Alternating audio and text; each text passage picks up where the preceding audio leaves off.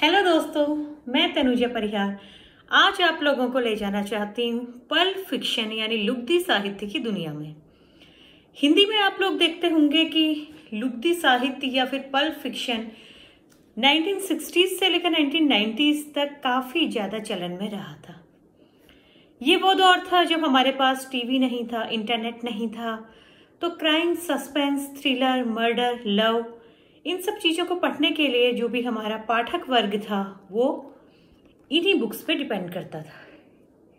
ये आप लोग देख सकते हैं कुछ बुक्स, अल्टीमेटम, जौहर ज्वाला, 60 करोड़ की डकैती, आग का दरिया।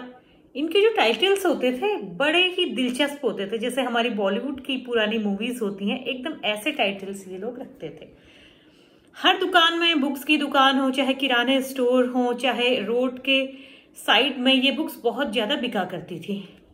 इन बुक्स को जो मैं आपको दिखा रही हूँ, जैसे आप देख रहे हैं जादूगरनी, मैं अपराधी, जन्म का वैरी, इंतकाम, ये सारी जो बुक्स हैं इसमें 2-3 राइटर बहुत ज़्यादा फेमस हुए थे।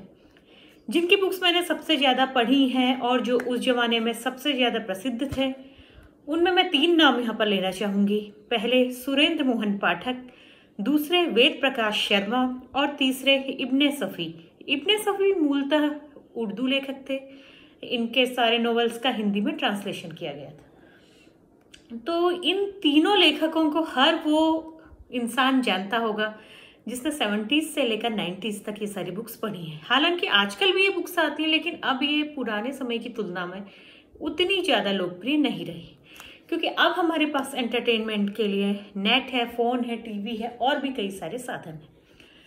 पल्प फिक्शन या लुगदी साहित्य की बात की जाए तो बहुत से लोग इसे अच्छा नहीं मानते हैं, क्योंकि ये साहित्यिक कसौटी पर खरा नहीं उतरता है। साहित्यिक जिन रचनाओं को माना जाता है, पल्प फिक्शन को उससे काफ़ी दूर लोग रखते हैं। इन्हें कोई पुरस्कार नहीं मिलता, चाहे ये कितने भी लोकप्रिय क्यों ना हो। यहाँ पर मैं ये बताना चाहूँगी कि हम सबका फेवरेट नॉवल चंद्रकांता भी पल्प फिक्शन की श्रेणी में आता है।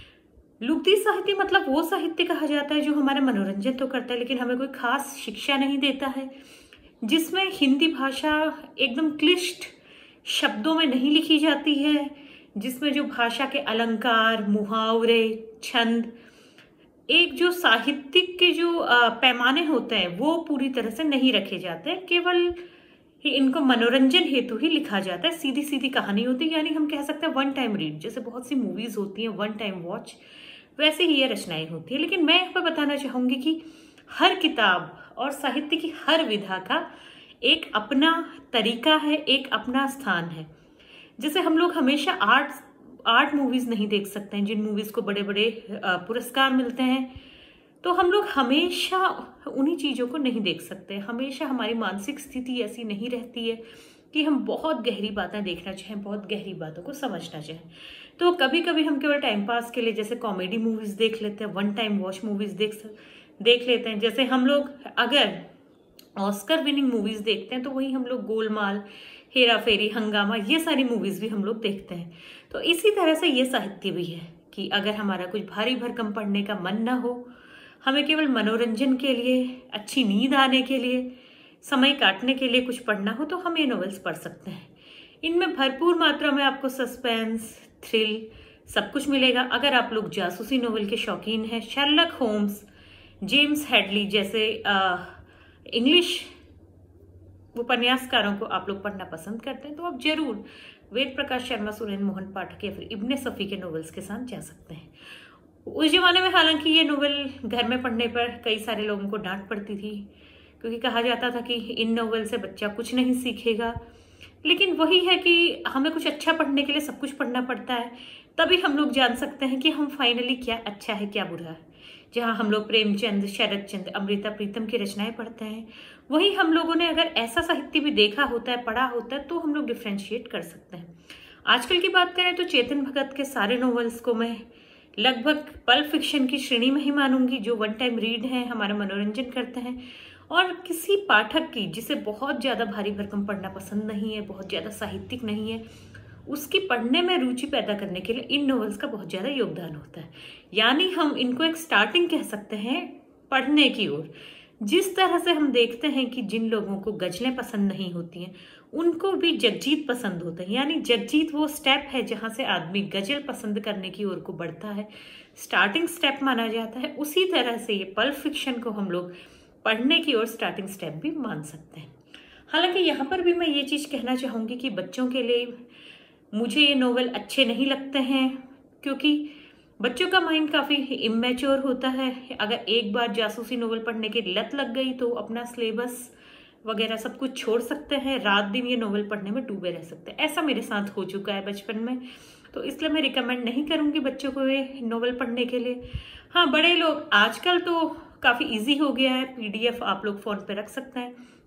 कहीं पर आप बोर हो रहे हैं, किसी का वेट कर रहे हैं, होटल में, रेस्टोरेंट में, कहीं पर आपके पास थोड़ा सा समय है, या फिर आप जर्नी में हैं किसी, तो आराम से आपका समय बिताने के लिए आप कोई भी नोवेल यहाँ पर चुन सकते हैं। इन नॉवेल्स में मैं कुछ कैरेक्टर्स की बात करूंगी। जैसे सुरेंद्र मोहन पाठक जी ने एक सीरीज के रूप में नोवेल लिखे जिसमें एक सुनील नाम का कैरेक्टर डाला, वो मेरा फेवरेट कैरेक्टर है। सुनील एक जर्नलिस्ट है, पत्रकार है, लेकिन वो साथ ही छुपे हुए रूप में देश की एक बहुत बड़ी संस्था का सदस्य है जो देश को हर खतरे से बचाता है। काफ़ी ईमानदार है, अपने पेशे के लिए लड़ कट जाता है, उसे अपनी जान पर खेलने में कोई ऐतराज नहीं होता है। उसका फेवरेट जो उसका दोस्त है, हमेशा उसके साथ रहने वाला, वो है रमाकांत। जिन लोगों ने सुनील सीरीज पढ़ी है जरूर परिचित होंगे।